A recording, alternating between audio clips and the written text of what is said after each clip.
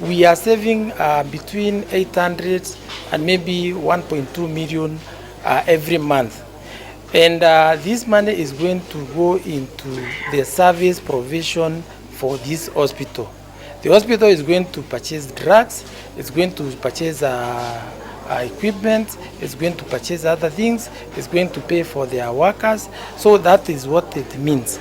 So we are saving about 1 million every month. Technically, we've been given data that indicate that there is a saving of expenditure on electricity up to 40%. And therefore, our hope is that this will keep on improving.